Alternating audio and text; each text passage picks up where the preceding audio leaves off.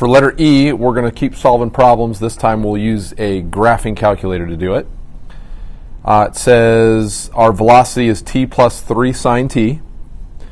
If the particle at the origin is at the origin when t equals 0, its position for x is what we're trying to find, and that's when the velocity is equal to 6. So the first item we're going to do here is take the velocity and set it equal to 6. So we get t plus 3 sine t. We can find the intersection point between those two functions if we'd like. We can also plug it into our calculator by graphing 3 sine t plus t subtract 6 and finding the t-intercept. If we do that right, that t value is going to be equal to about 6.212.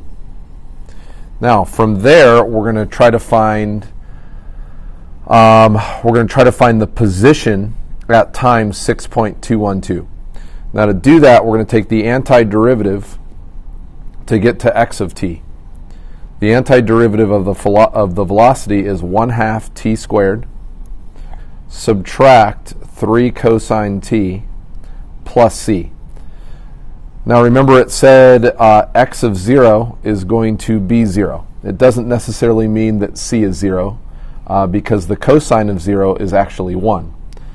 So we're going to go 0 equals 1/2 times 0 squared minus 3 times the cosine of 0 plus c. So our answer in this case for c is going to be 0 equals a negative 3 plus c, so our c value is actually 3. So our position function is x of t equals 1/2 t squared subtract 3 cosine t and then plus 3. So we're going to substitute in 6.2 now.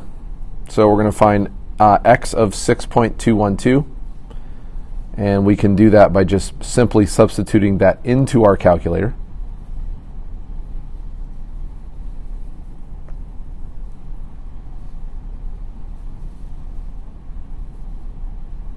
And that means that x of 6.212 is about 19.302. It doesn't really tell us that this is feet or meters or whatever we have. This will be our answer. Now the last item is just answering a few questions based upon a graph. The graph that's given to us is a velocity function.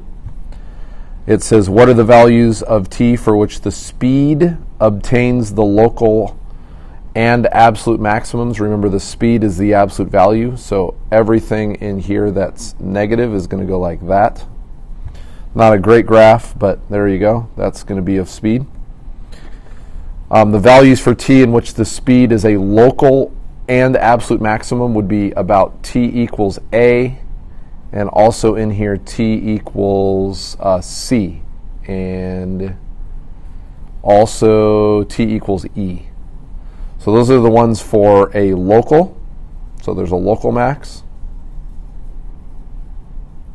And then the absolute max, I can't really tell if C or A is higher depending on where it's actually located down here. So we're going to say it could be t equals A and or C. I'm just not positive if that's an absolute max there. The minimum speeds occur where the t values, or better yet, where velocity or the speed is equal to 0. So in this case, that's going to happen at B, at D, and that's it.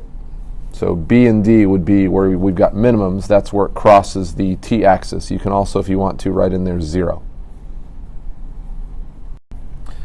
Now for letter H, we'll keep discussing speed, acceleration, and velocity.